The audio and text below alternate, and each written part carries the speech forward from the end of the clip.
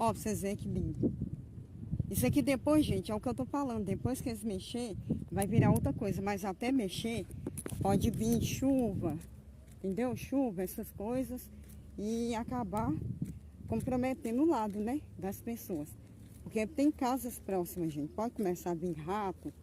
Vocês veem que essa época agora começou a vir muito sapo. Tá? Tem sapo demais, gente.